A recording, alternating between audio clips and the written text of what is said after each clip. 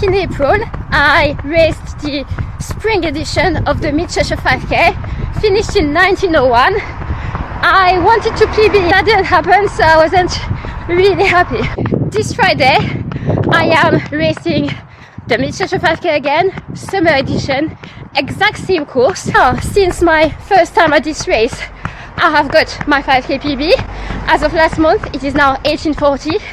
And at the minute, I'm very much focusing on the half marathon distance. I've got Valencia half in exactly 2 months today. So the aim this Friday is not to PB, it is simply to run a faster time than what I did last time. So put it simply, if I run a sub 19, I'll be happy. If I don't, won't be happy. Right, so let's refresh our memory of this course, shall we? So I know that it's advertised as lightning fast. Would I say this? Not quite sure. It is fast, but to me it's not lightning fast like a Battersea Park race would be. I'd say that the fast results that you see on this course is not entirely down to the course itself.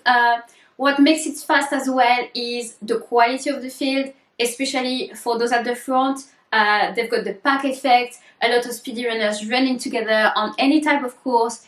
It is gonna help. Yes, the first and the last kilometer are downhill, but in the middle, it is not flat.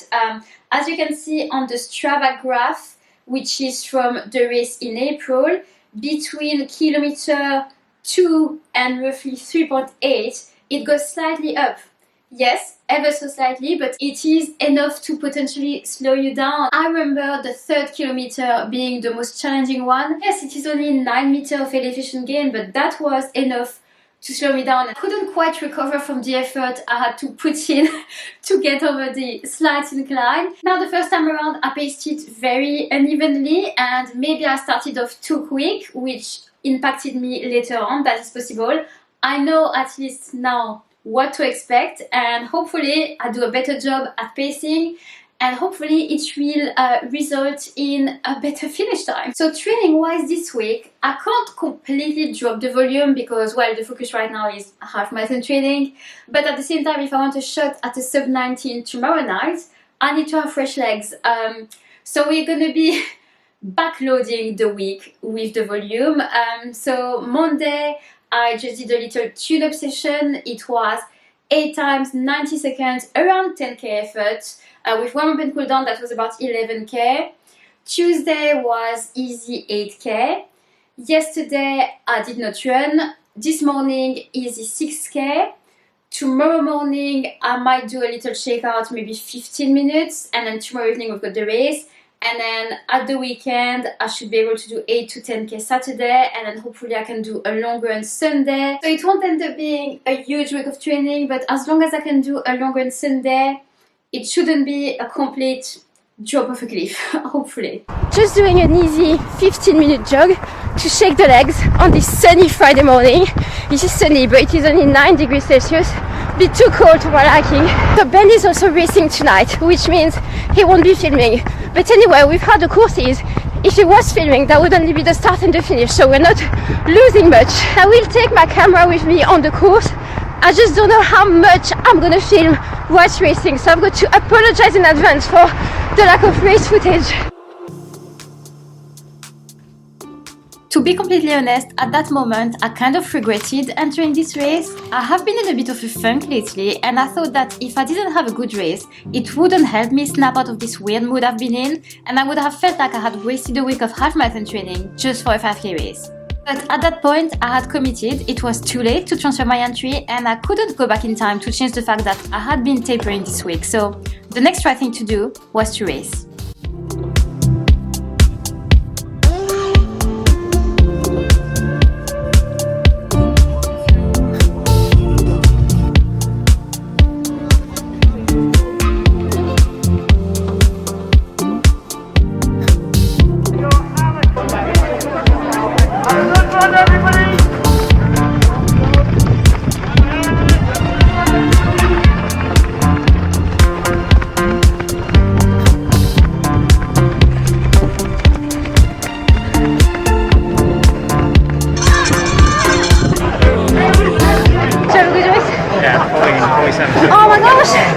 Despite not being really up for it beforehand, in the end I'm really glad I took part because I did have a good race. I enjoyed it more than last time, although it was the exact same course. I don't know, it was just a nicer experience yesterday. The third kilometer didn't feel as bad. I feel like I held it together a bit better. And my chip time yesterday was 18:50, so 11 seconds faster compared to my time on that same course in April. I paced it slightly better if you look at my Strava split. My Strava time is pretty much the same as my chip time, so I reckon the splits are going to be fairly accurate. So I did take advantage of the downhill on the first kilometer, but I didn't get as carried away as I did back in April. Now it's partly because I was conscious of it, partly also because it was so congested all my days. I did not remember that from the previous time, so maybe yesterday was worse. Anyway, my second kilometer was faster.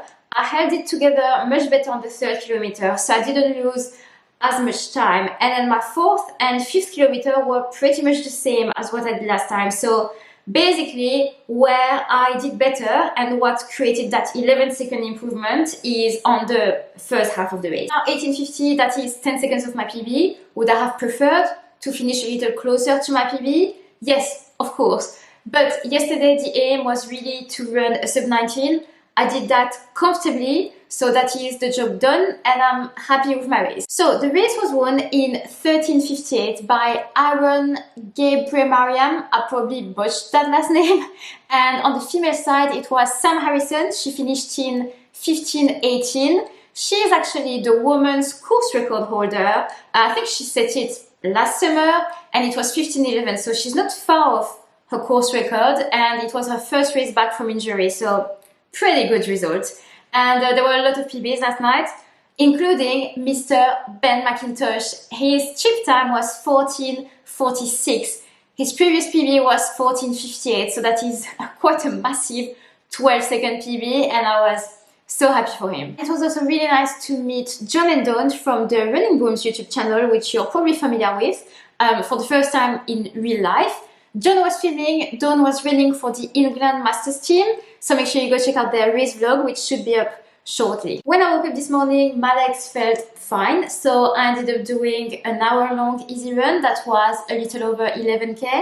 Tomorrow I've got a 21k long run workout, so volume-wise, that shouldn't be too bad of a week, should be fairly decent for this second week of Valencia Half Marathon training. I didn't post a video last week, but I did post a YouTube short recapping my first week of training for Valencia Half, so you can go and check this out. And yeah, I think for now, there won't be any more races until the end of September. So now I've got a few solid weeks of training, building up the mileage, and I'm really excited. Thank you guys so much for watching. Congrats to everyone who raced this weekend, and I will see you in the next video. Bye!